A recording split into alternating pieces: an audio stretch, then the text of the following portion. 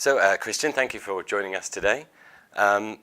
If you could start off by telling us a little bit about your background and maybe trade finance in general, and we can proceed from there.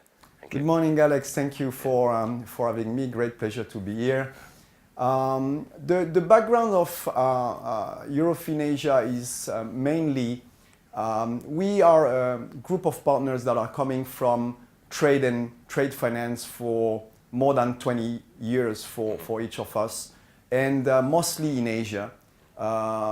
In the late 90s, we started identifying a gap in the market where, for completely different reasons that now, banks were reducing, for commercial reasons back then, the supply of credit into the market.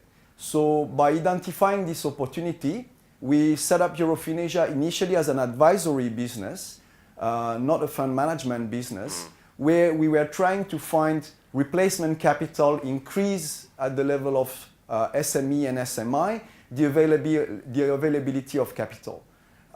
We were quite successful doing that for about 3 years, and we were encouraged by some of our investors to go and launch an investment fund that was able to give us a better traction in terms of building of the portfolio and construction of new assets. So that's basically how the inception of EFA and the LH Asian Trade Finance Fund was back between 2003 and 2006.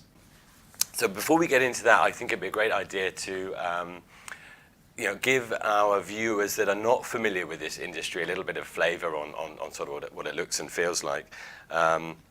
So in your fund's presentation, you have a great example of a typical commodity trade finance deal and how it's structured.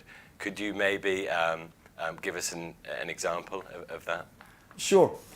In fact, commodity trade finance is much more simple than what people would like to think about it, in the sense that we are in contact with commodities every day. Every morning when you take your coffee, you basically are in contact with commodity trade finance. If you look at where is your coffee coming from, your coffee is growing in various regions in the world. Then it's produced into coffee beans. Those coffee beans are usually produced by small producer. They are aggregators of those coffee beans, which are going in the bush to collect the bags. Those bags are stored somewhere in an origin point, and they will be shipped by sea in general to a transformer, which is going to convert them in toasted beans. Those toasted beans are going to go into smaller bags, and they're going to end up in the shelf of the supermarket before they go to your cup. So every day, every time you're drinking a cup of coffee, you're in contact with commodity trade finance.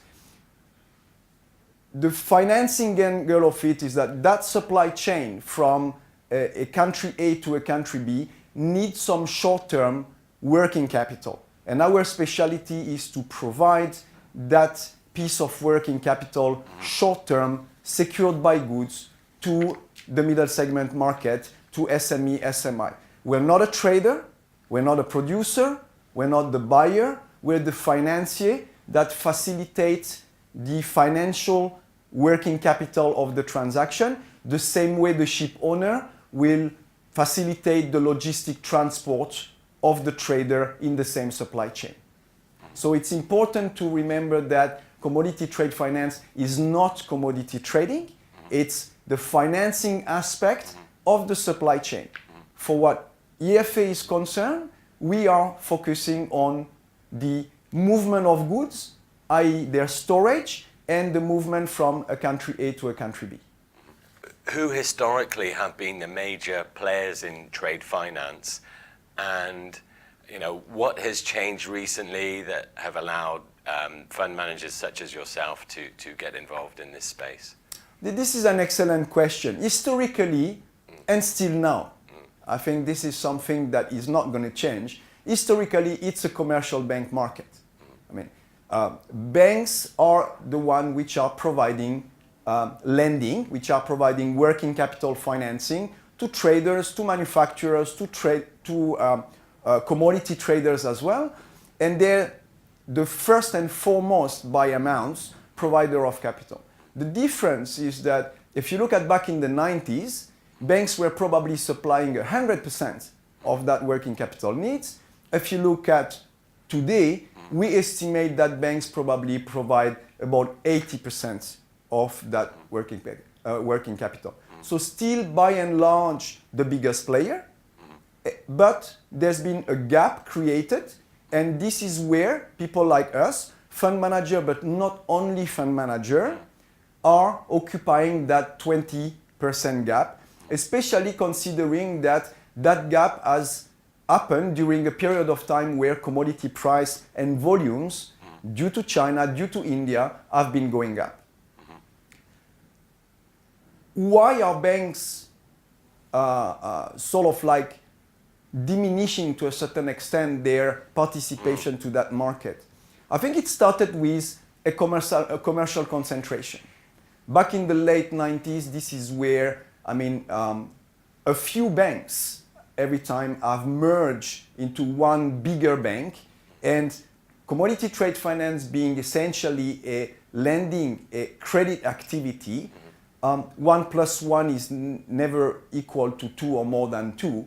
It tends to shrink, especially because these banks were having similar type of clients or the same clients. Therefore, this resulted in a first sort of not really increase of the amount of credit available.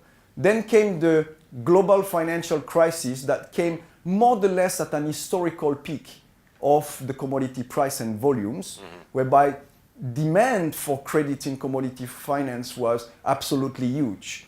At that point, the banks had other problem on their balance sheet, whether you call it the European debt, whether you call it like an increase of the equity, still commercial problems, but still affecting their balance sheet. And commodity trade finance for a bank is essentially a balance sheet business.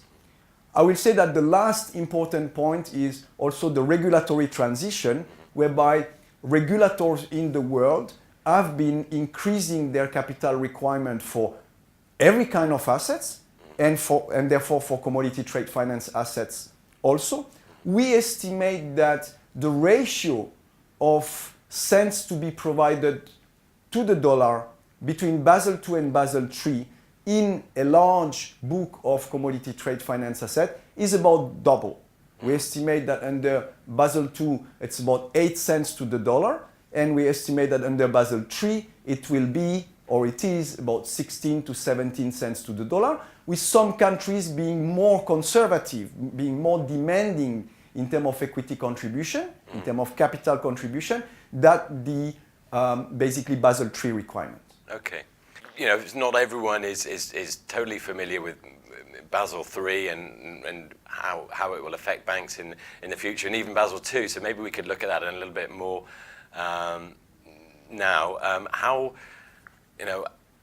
Which countries are we talking about that are most likely to be affected? Are we talking, is Europe going to be affected to the same extent as the US, or more so?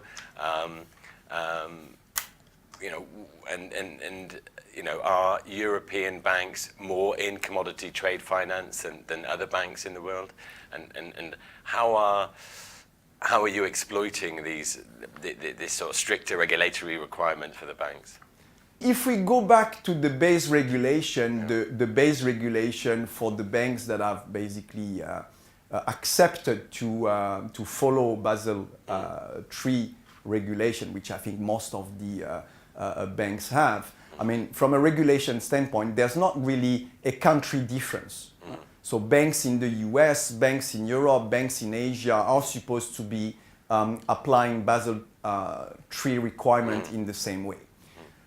What we have seen in Europe is that banks or certain countries, certain regulators have imposed to certain banks more drastic requirements than Basel III. So there is a difference. There is a slight difference from country to country in Europe, in particular. between the regulatory requirements into the UK, for example, and into France. Historically, one should remember that banks, European banks, have been the most heavily in the world involved into international commodity trade finance. There's historical reason to that, mostly French banks, mostly Dutch banks, and there's probably less than 10 banks in the world that represent probably 80% of the banking commodity trade finance available. So obviously when the European market is suffering, there is a correlation to those same banks suffering, and there's therefore a negative correlation to the supply of credit in the space. Therefore, we see Europe being more affected than Asia. This is the first point. And then you have to think about in terms of the ecosystem. The European banking ecosystem is fairly different than the Asian ecosystem, not only in trade finance, but in banking in general. Asia has been able to keep what we can consider strong regional banks that can substitute part of the liquidity in the market, hence the reason why Asia have been staying overly liquid throughout the crisis and until now. You have, take for example, Singapore, you have strong banks by balance sheet, sizable banks, DBS, UOB, OCBC, which are market participants that can substitute part of the liquidity when the liquidity is being pulled back. The European ecosystem do not have strong regional bank anymore. The regional bank, the international bank, and the domestic bank are the same. Where the balance sheet is suffering, they're all suffering. So that is probably the most noticeable difference in terms of liquidity. Where do people like us stand? We stand in a tiny, tiny party of that lack of liquidity, which is neither taken by the large bank, for the reason we mentioned, nor yet taken by the regional ecosystem. And this is the part in which fund managers, which are specialized in commodity trade finance company, which are specialized in commodity trade finance, and all other actors are positioning themselves. Okay, that makes sense. And is it fair to say that the Basel III regulations will decrease the amount of trade financing done by European banks? Because they have to increase their sort of capital adequacy ratios in order to... In layman terms, and I think I read somewhere that the Basel III regulation is 800 pages, but and I didn't read the 800 pages, but nonetheless, I mean, the simplified version of it is that you need to contribute more equity on the same trade finance deal. Yes. That's a very simplified, in a relatively substantial amount. Yeah. So if you say that you're going from 8 cents to the dollar to 16 cents to the dollar, then you need to see what parameters can influence that. Can you really grow your equity? Well, I would say that the answer for most of the European banks today is probably no. Yes. Can you increase indefinitely the price in order to maintain your return on equity? The answer is probably no again, because the elasticity of the price vis-à-vis the trader is limited. There is an elasticity like in everything, but it is limited. It is limited because for a trader, for a manufacturer, trade finance is a cost. It's a cost like shipping is, it's a cost like warehousing is a cost like insurance is. So that cost in the supply chain cannot be indefinitely increased. In that respect, the only parameter that you're being left with is either you're becoming smarter into your balance sheet management by basically disposing in the secondary market of some of your assets, or you're reducing the total amount of facility that you have extended to the market in concentrating yourself to the actors in the market that are less prejudiced by the new Basel III calculation. Yeah. And this is where funds like yourself come in and this is at least a part of what we see a great future into what we're doing. Yes.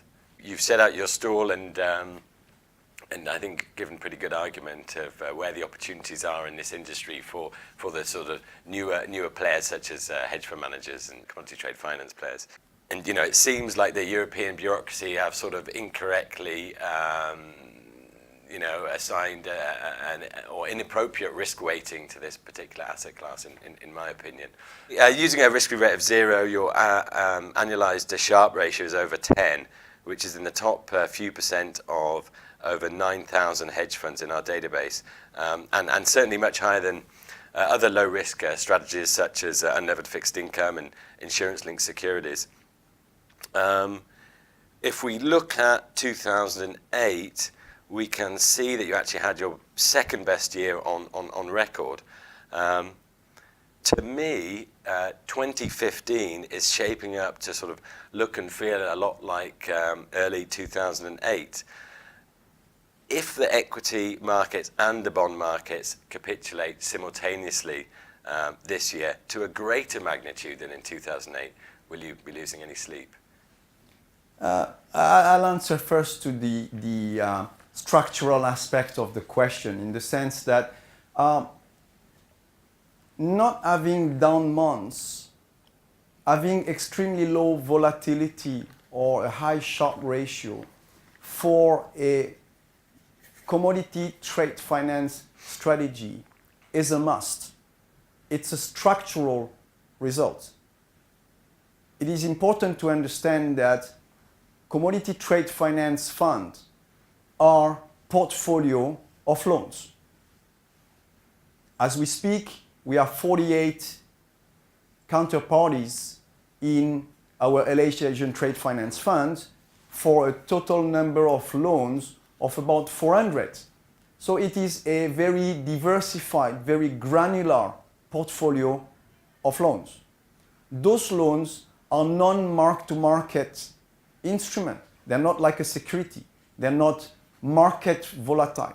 A very simple, if we look at a very simple concept in lending, is that either a loan is performing and therefore it's paying back its principal and interest, or it's not. And as long as the portfolio behavior is such that most of the loans are performing, it will always produce, it has to produce a positive return, a positive increase of the NAV. It's only in case of an impairment followed by a crystallization of the loss that you will have a negative impact on the NAV. So it's important to note that it is structural. So if you have a trade finance fund or an asset-backed lending fund, it probably extends to leasing, to real asset-backed, and to a certain extent to non-listed mortgage-backed fund, they should have that type of behavior. Okay? So that's the answer to the number one point. The second thing is that because we're in tangible real asset flows, we are not subject to correlation to the main market, being equity, being fixed income, being real estate, which are major, absolutely huge class of assets. If the Singapore market collapses tomorrow, you're not going to stop drinking your coffee in the morning. You may drink a little bit more coffee, in fact. You're not going to stop eating bread at lunch. You're not going to stop using your aircon in the office. And all those three actions, drinking your coffee, eating bread, switching on the aircon, are commodity-driven actions. Your aircon is somehow produced by importing coal, which is burned in a power station and delivering electricity to the grid. Your sandwich at the lunch is made out of bread, which is imported, milled, and turned into flour, in the same way that we discussed before. I mean, coffee beans are turned into your coffee. Volume may decrease. Systemic risk may be bigger. But if tomorrow the equity market drops by 25%, I will not lose my sleep vis-a-vis the strategy. I'll be very sad that we're again in a global cycle, which is creating that many problems and that has created huge instability since 2008, but I will not lose my sleep vis-a-vis our investment strategy. Yeah, yeah, that's very interesting. So if global macroeconomic events have no or very, very little impact on your returns, what can affect the returns? The only macro element that have a non-correlation, though empirical from a magnitude standpoint, are big movement in rates. If rates drops massively, like we've seen from, say, 2006, which is the peak of the LIBOR rate, when the LIBOR rate was still a relevant rate to the banking market, at that point, we've seen a drop from like a 5.5% per annum LIBOR, I'm talking about the 3 months LIBOR, down to zero pretty much in 2008. And it's been pretty much zero till then. When you have a massive movement of rate like this, yes, you will have a similar, but in a completely different elasticity and magnitude, move into the trade finance rate. Why is that so? Well, because as we said before, I mean, banks being base rate based and being the biggest participant, it will have an indirect influence into the market. But the formation of the price, the basically spread of the risk which is allocated by the fund manager or by the bank remain a very empirical process. And it is driven by the country, the transaction, the counterparty, the security, the flow, and therefore that correlation is definitively not a one-to-one correlation. Right. In the present market condition where rates are basically zero, in some countries they're becoming negative in certain currencies, it is a good thing because trade finance will have a positive correlation to those rates when the rate will pick up. So at the contrary of fixed income instruments that may suffer mark-to-market losses on the short term in a raising interest rate scenario, on the long-term raising interest rate scenario, trade finance will have a positive correlation with a magnitude that remain very empirical. So we've established the kind of what the return profile is likely to look like going forward. And how it can be affected. So let's look at some of the risks. And you mentioned non-performing loans earlier. You know, I was reading this FT article, and I'm going to quote from it here because this is quite a good paragraph. And they say, the International Chamber of Commerce collected data from 21 global banks that provide more than 2 trillion in short-term export-related credit, or about 65% of the world's total.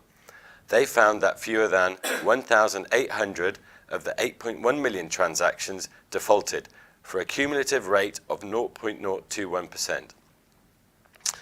Well, that's very, very low, and I was wondering if that mirrored the default rates in your portfolio, and maybe you can talk a little bit more about deal default risk.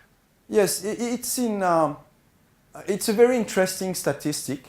It's a very broad-based statistic which we're following every year, and it has been very consistent.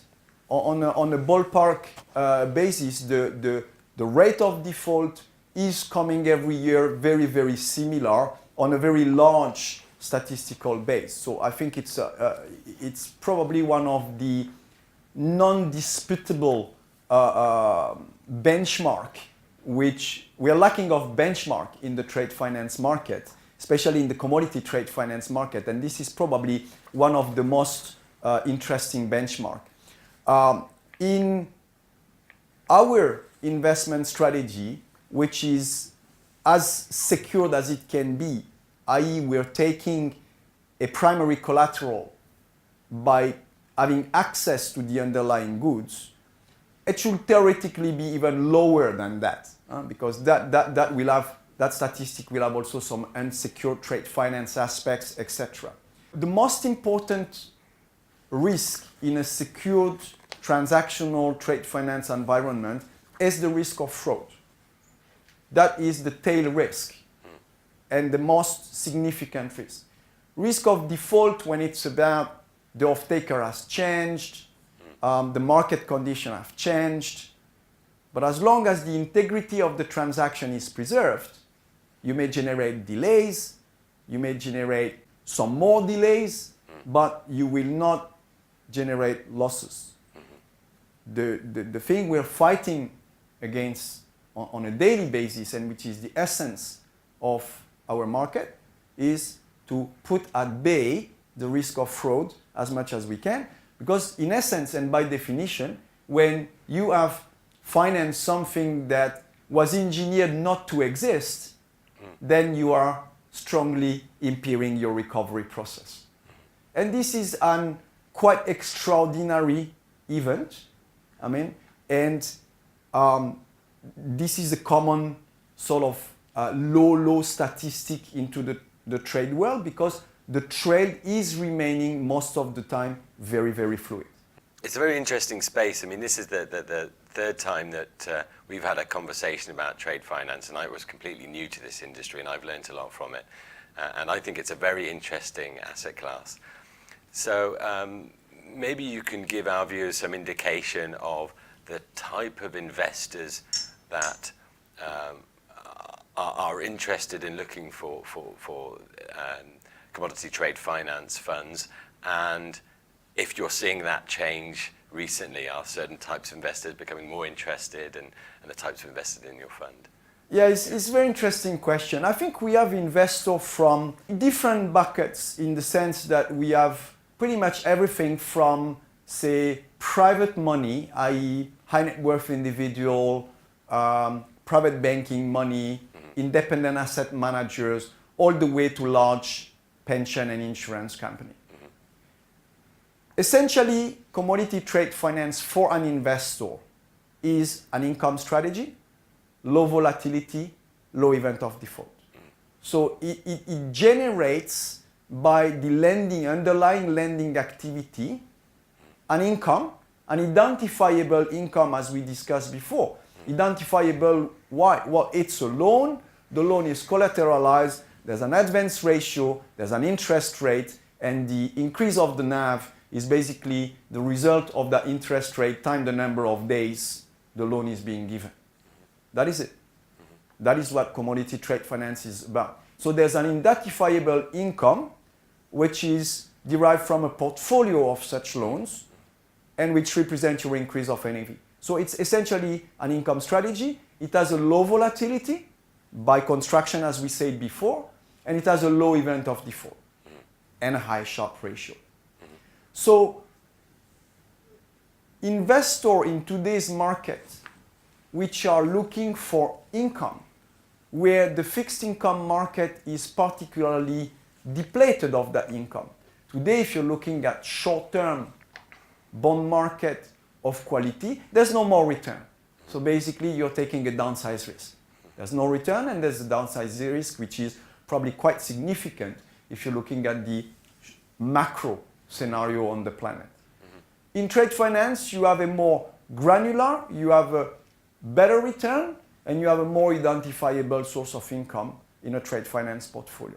So we saw around the year 2006, 2009, we saw a shift of some large investors, especially in the financial institution, pension funds, insurance company, annuities, endowment, that got more interested into trade finance, into commodity trade finance, into ABL strategies in general, into real asset-backed strategies. Leasing is one of them as well, where you can generate a decent, it's never astronomic, but a decent return compared to the risk which is being taken in the underlying portfolio, and also the duration.